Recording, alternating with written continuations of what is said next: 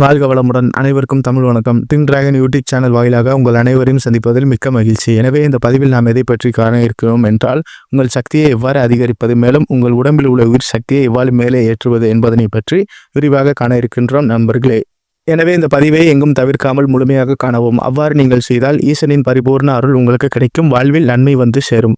எனவே சென்ற பதிவில் நாம் ஈசன் எவ்வாறு உங்களிடம் உரையாடுவார் என்பதனை பதிவிட்டு உள்ளோம். அதை கண்டு வாருங்கள். அவ்வாறு நீங்கள் அதனை கண்டுவிட்டு வந்தால் உங்களுக்கு ஒரு தெளிவு வரும். அதன் பிறகு இந்த பதிவை முழுமையாக காணவும் நண்பர்களே. வாருங்கள் பதிவிற்குள் செல்லலாம். நம் உடம்பில் உள்ள உயிர் சக்தியை எவ்வாறு மேலே ஏற்றுவது என்றால் அது அவ்வளவு எளிதான காரியம் இல்லை. ஆனால் அது எளிதான விஷயம்தான். நான் முன்பே கூறியது போல சிவபெருமான் நம்மை பல்வேறு சோதனைகளுக்கு ஆளாக்கிவிட்டு தான் அந்த ஞான நிலைக்கு நம்மளை அழைத்து செல்வார் என்பதனை கண்டோம். பிறகு நாம் அனைத்து பாவத்தை மற்றும் புண்ணியங்களையும் தீர்த்துவிட்ட பிறகுதான் அந்த ஞான மார்க்கத்தை அடைய முடியும் ஒருவன். நான் முன்பே கூறியது போல ஒருவன் அந்த மரணத்திற்கு ஒப்பான வேதனையை அனுபவித்த பின்புதான் அவன் மனதில் ஒரு ஆழ்ந்த அமைதியானது வரும். அந்த ஆழ்ந்த அமைதிக்கு பிறகுதான் அவன் மனதில் ஒரு தெளிவு பிறக்கும்.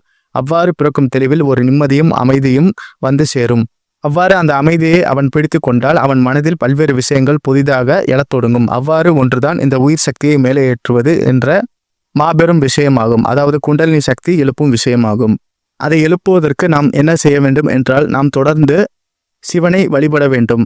சிவனிடம் சரணாகதியை அடைய வேண்டும். அவ்வாறு தொடர்ந்து சிவபக்திக்கு நம்மை செயல்படுத்த வந்து கொண்டால் சிவன் நம்மளை நிச்சயமாக அருள் செய்வார். நாம் தொடர்ந்து சிவ ஆலயங்களுக்கு 48 நாட்கள் தொடர்ந்து செல்ல வேண்டும். அவ்வாறு சென்றால் சிவனின் அருள் நமக்கு முழுமையாக கிடைக்கும். அதாவது ஒரு மண்டலத்திற்கு சிவபூஜை செய்ய வேண்டும்.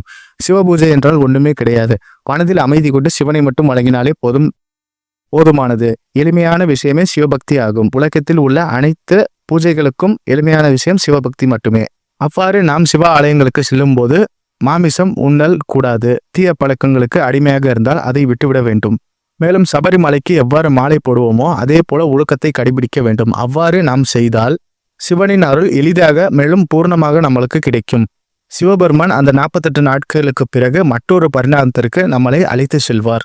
பிறகு அந்த குண்டலினை எழுப்பும் சக்தியானது நம்மளுக்கு எவ்வாறு செயல்பட வேண்டும் என்பதை முழுமையாக நம்மால் உணர முடியும். அதில் ஒரு சிறிய உதாரணமாக ஒரு விஷயத்தை நாம் இப்பொழுது காண்போம். உங்கள் வீட்டில் நீங்கள் நீரை எவ்வாறு பயன்படுத்துகிறீர்கள்? கிராமப்புறங்களில் கிணற்றிலிருந்து பயன்படுத்துவார்கள். நகர்ப்புறங்களில் மோட்டார் பம்பை வைத்து பயன்படுத்துவார்கள். அதாவது நிலத்தடி நீரை. அந்த மோட்டார் பம்பில் உள்ள நீரையும் கிணற்றில் உள்ள நீரையும் எப்படி மேலே ஏற்றுவார்கள்? நீங்கள் யோசித்து பாருங்கள். அதாவது கிணற்றில் நீரை வாளியை வைத்து மேலே ஏற்றுவார்கள். மோட்டார் பம்பில் இன்ஜினை பொருத்தி அதில் உள்ள காற்றை எழுப்பிதான் மேலே எழுப்புவார்கள் அந்த மோட்டார் பம்பில் உள்ள நீரை. ஒரு மோட்டார் பம்ப் எவ்வாறு செயல்படுகிறது? இன்ஜின் மற்றும் மோட்டார்கள் இரண்டும் பொருத்தப்பட்டு இருக்கும். மின்சாரம் நம் மோட்டாரில் செலுத்தும் பொழுது அந்த மோட்டார் சுழன்றி அந்த இன்ஜினையும் சேர்த்து சுழற்றும். அதாவது பெல்ட்டை பொருத்தி இருப்பார்கள். அவ்வாறு அந்த மோட்டார் சுழலும் போது இன்ஜினும் சேர்த்து சுழந்திய பிறகு அந்த இன்ஜினில் உள்ள பிஸ்டனானது தொடர்ந்து சுழலப்பட்டு காற்றானது வெளிப்படுத்தும். அதாவது அந்த பிஸ்டன் காற்றை பல்வேறு வேகத்துடன் உந்து சக்தியுடன் அது வெளிப்படுத்தும். அதே போல அந்த உந்து சக்தியில் இருந்து வெளிப்படும் காற்றானது ஒரு சிறிய இரும்பு குழாய்க்குள் அந்த காற்றை வெளியே செல்லுமாறு பொருத்தியிருப்பார்கள். அந்த குழாயில் காற்று செல்லும் பொழுது அது 200 அடி 300 அடி கீழே வரை நிலத்தடி நீர் வரை அது செல்லும். அவ்வாறு செல்லும் அந்த காற்றானது கீழே உள்ள நீரை பெரும் பிரஷர் கொண்டு மேலே எழுப்ப செய்யும். அதே போல ஒரு பக்கம் காற்று கீழே இறங்கும். அதே போல மேலே இருக்கும் இன்னொரு பைப்பானது அந்த காற்றை உள்வாங்கிக் கொண்டு நீரை மேலே எழுப்ப முயற்சி செய்யும். ஒரு சில வினாடிகளிலேயே அந்த காற்றானது மேலே எழும்ப தொடங்கும். அந்த காற்று மேலே எழும்பும் பொழுது அதனுடன் நிறைய நீரை மேலே எழுப்பும். அவ்வாறு அந்த நீரை எழுப்பும் பொழுது அது டேங்கில் சென்று விழும். அவ்வாறு டேங்கில் சென்று விழும் நீரை மட்டுமே நாம் பயன்படுத்துகிறோம். நவீன முறையில் இதை அவர்கள் செய்கிறார்கள் தண்ணீரை மேலே ஏற்றுவதற்காக. அதே போல சிறிய உதாரணம் தான் நம் உடம்பில் உள்ள மூலாதார சக்கரத்தில் உள்ள உயிர் சக்தியை நம் மூச்சு காற்றை கொண்டே மேலே எழுப்ப முடியும். மேலே இருக்கும் சகசார சக்கரம் தான் அந்த நீர் டேங்க் ஆகும். கீழே இருக்கும் மூலாதார சக்கரம் தான் நிலத்தடி நீராகும். நாம் மூச்சு காற்று தான் அந்த மோட்டார் பைப்புக்கான அந்த உந்து விசை கொண்ட காற்றாகும். அதை பற்றி இப்பொழுது காண்போம் நண்பர்களே. அதே போல கலங்கிய நீரை குடிக்கவோ பயன்படுத்தவோ முடியாது. அதே போல நம் உடம்பில் உள்ள இரத்தத்தில் இருந்து தான் அந்த உயிர் சக்தியானது உருவகம் பெறுகிறது. அதாவது ஒயிட் பிளட் செல் இருந்து தான் நம் உயிர் சக்தியானது வெளிப்படுகிறது. அதாவது ஆண்ட்ரோஜன் என்ற அந்த உயிர் சக்தி. இப்பொழுது நம் அந்த ஒயிட் பிளட் செல் என்ற உயிர் சக்தி எவ்வளவு சுத்தமாக இருக்கும் பட்சத்தில் தான் அந்த ஆன்மீக நிலையை நாம் அடைய முடியும். அவ்வாறு நாம் அந்த இரத்தத்தை சுத்தமாக வைத்திருக்கும் பொழுது நாம் என்ன செய்ய வேண்டும் என்றால், நாம் மாமிசம் உண்ணுவதை தவிர்த்து விட வேண்டும். நான் மாமிசத்தை உண்ணக்கூடாது என்று கூறவில்லை இப்பதிவில். ஆனால் உண்ணுவதும் உண்ணப்படுவதும் இயற்கையின் விதியாகும். உண்ணுவோரை நான் இங்கு குறை சொல்லவில்லை. உண்ணாத இருப்பவர்களை நான் இங்கே பெரிய ஞானியாகவும் கூறப்படவில்லை. ஒருவர் மாமிசம் உண்கிறார் என்றால் அது அவர் விருப்பம். மாமிசம் உண்ணாமல் இருக்கிறார் என்றால் அது அவரின் தனித்துவம் ஆகும். ஆனால் உழைக்கும் மக்கள் அனைவரும் மாமிசம் உண்ணுதல் அவசியமாகும். ஒருவர் உடல் வளைத்து உடலை பருத்திதான் அவர்கள் அந்த உடல் உழைப்பினை செய்கிறார்கள். அவ்வாறு செய்யும் பொழுது மசிலானது பிரேக் மற்றும் கிராக் ஆகிவிடும். அதனை சரி செய்யவே இந்த மாமிசத்தை உண்கிறார்கள். அது தவறு கிடையாது. ஆனால் சிவபெருமான் அனைத்திற்கும் சமமாகத்தான் இருப்பார். மேலும் அனைவருக்கும் சம உரிமை தான் தருவார். நான் முன்பே கூறியது போல உண்பதும் உண்ணப்படுவதும் அவரவர் விருப்பமாகும் என்பதனை கூறியுள்ளேன். பிறகு இந்த ஆன்மீகத்தில் செல்லும் பொழுதோ அல்லது சிவ பூஜை செய்யும் பொழுதோ அல்லது சிவன் மீது நாட்டம் வந்தவர்களோ அதனை தவிர்த்து விட வேண்டும். மேலும் அவர்கள் தவிர்த்து விட தேவையில்லை. சிவபெருமானே அதனை நீக்கி விடுவார். மனதில் உள்ள நல்ல எண்ணங்களை விதைத்துவிட்டு உயிர் கொலை செய்யாமை, மேலும் புலால் உண்ணாமை, ஜீவகாருண்யத்தை கடைபிடிக்க வேண்டும் என்ற எண்ணத்தை நம் மனதில் விதைத்து விடுவார். அவ்வாறு விதைக்கப்பட்டு பல பேர் இன்று சிவனை வழிபட்ட பின்பு அதனை விட்டுவிட்டார் பூர்ணமாக. நானும் ஒருவன் தானதில். அவ்வாறு மாமிசத்தை தவிர்த்து விட்டால் நம் உடம்பானது சுத்தம் செய்யப்படும். மேலும் உடம்பில் உள்ள கொழுப்பு சத்து மேலும் அந்த தீய கர்மம் அனைத்தும் நீங்கிவிடும். ஒரு மாமிசம் உண்ணப்படும் பொழுது, அதாவது ஒரு பிராணியானது அல்லது ஒரு விலங்கானது மடியும் பொழுது அது பல்வேறு வேதனைப்பட்டு தான் இறக்கிறது.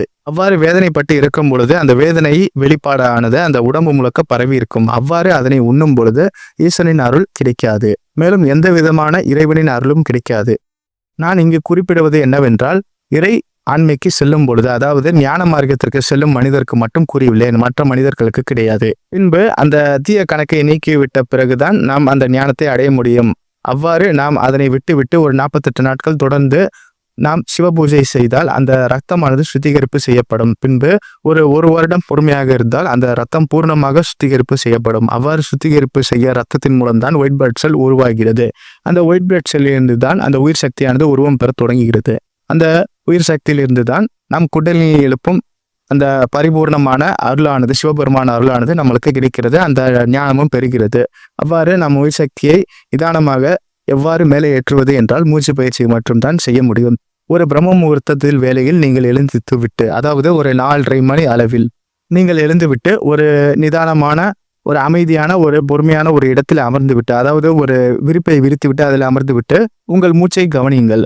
நீங்கள் எழுந்துவிட்ட பிறகு மூச்சானது வேகமாக செயல்பட தொடங்கும். ஒரு பொறுமையாக ஒரு 10 நிமிடம் கழித்து நீங்கள் உங்கள் மூச்சை கவனித்து பார்த்தால் அந்த வேகம் குறைந்துவிடும். உங்கள் இதய துடிப்பும் குறைந்துவிடும். அவ்வாறு இருக்கும் வேளையில் மூச்சை கவனிக்க நிமிடத்திற்கு 10 முதல் 12 வரை மூச்சு வரும். மேலும் அந்த மூச்சை கவனிக்க ஒரு நிமிடத்திற்கு 3 முதல் 5 முதல் வரை அந்த மூச்சானது செயல்படும். அவ்வாறு ஒரு கட்டத்தில் 1 நிமிடம் வரை நீங்கள் மூச்சு விடாமல் அமைதியாக அந்த மூச்சானது உங்களை நிறுத்திவிடும். எப்படி கூறுகிறேன் என்றால், நீங்கள் மூச்சை கவனிக்க அந்த மூச்சின் ஓட்டமானது அமைதியாக நிதானமாக செயல்படும். அதைத்தான் கூறியுள்ளேன். மூச்சை அடக்குவது பற்றி கிடையாது. பின்பு அந்த மூச்சானது குறைந்தவுடன் உங்களுக்கு மனதில் இனம் புரியாத ஒரு மகிழ்ச்சியானது தோன்றும். மனதில் லேசான மற்றும் அமைதியான சூழல் வரும். அவ்வாறு அந்த வேளையில் பிராணாயாமம், மூச்சு பயிற்சி, மேலும் நாடி சுத்தி போன்ற பல்வேறு மூச்சு பயிற்சிகள் உள்ளது. அதாவது நம் உடம்பில் உள்ள இடக்கலை மற்றும் தென்கலை போன்ற மூச்சுகளை சீர்படுத்துவது. அவ்வாறு செய்தால் அந்த மூச்சானது சீரான வேகத்தில் இருக்கும், ரிதமாக இருக்கும். அப்பொழுது சரக்கலை என்ற ஒரு பயிற்சியும் உள்ளது. அதாவது 8, 16 என்ற எண்ணின் கணக்குப்படி அந்த மூச்சானது இயங்குகிறது.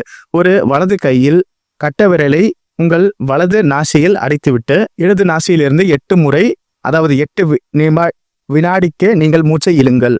1, 2, 3, 4, 5, 6, 7, 8 என்ற எண்ணிற்கு ஏற்பமாறு அந்த மூச்சை இழுங்கள். அவ்வாறு இழுத்த பிறகு ஆள்காட்டி விரலால் உங்கள் வலது நாசியை அடைத்து விடுங்கள். அவ்வாறு அடைத்துவிட்டு அந்த கட்டை விரலை ரிலீஸ் செய்துவிட்டு இடது நாசியில் சென்ற காற்றானது வலது நாசியில் வெளிப்படுமாறு செய்யுங்கள். அவ்வாறு செய்தால் அந்த வெளிப்படும் காற்றானது 16 வினாடிகள் வரை நீடிக்க வேண்டும். அவ்வாறு நீங்கள் தொடர்ந்து முயற்சி செய்தால் உங்கள் மனத்தில் கான்சென்ட்ரேஷன் பவர் அதிகரிக்கும். மேலும் கூர்நோக்கும் எண்ணம் அதிகரிக்கும். மனதில் அமைதியும் பிறக்கும். அவ்வாறு நீங்கள் செய்தால் அந்த நாடி சுத்தியம் செய்து விடலாம். அதன் செய்த பின் உங்கள் மூச்சானது பரிபூர்ணமாக ஃப்ரீதமாக சுழன்று கொண்டே இருக்கும். பின்பு அந்த மூச்சை கவனிக்க மூச்சின் வேகம் குறையும் என்று கூறியுள்ளேன். மூச்சை வேகம் குறைந்த பிறகு உங்கள் மூச்சானது உங்கள் உடம்பிலே மேல் நோக்கி கீழ் நோக்கி சென்று கொண்டே இருக்கும். அவ்வாறு செய்யும் பொழுது அந்த மூச்சானது உங்கள் மூலாதார சக்கரத்தில் உள்ள சக்தியை மேலே எழுப்ப முயற்சி செய்யும். இது செய்வதற்கு குறைந்தது ஒரு நிமிடம் அல்லது ஒரு நிமிடம் என்கிறேன் 1 மணி நேரம் தேவைப்படும். அவ்வாறு நீங்கள் செய்தால் உங்கள் சக்தியை வெளிப்படும் அதிசயத்தை காண முடியும். இது ஒரு நாளில் செய்வதற்கு கூடிய விஷயம் கிடையாது. ஒரு நாள் முதல் ஒரு மண்டலம் வரை செய்ய வேண்டும். அவ்வாறு தொடர்ந்து செயல்பட்டு 1 வருடம் வரை தொடர்ந்து பயிற்சி செய்ய வேண்டும். அவ்வாறு செய்தால் மட்டுமே அந்த சக்தி வெளிப்பாட்டை நம்மால் அறிய முடியும். அதன் பிறகு ஒவ்வொரு சக்கரமாக மேலே ஏறும். அதை பற்றி அடுத்த பதிவில் விரிவாக காண்போம் நண்பர்களே. நன்றி, வணக்கம். ஓம் நம சிவாய. ஈஸ்வரனை நம்புங்கள். உங்களுக்கு அனைத்து நன்மையும் சிவபெருமான் செய்வார் நிச்சயமாக. நன்றி, வணக்கம்.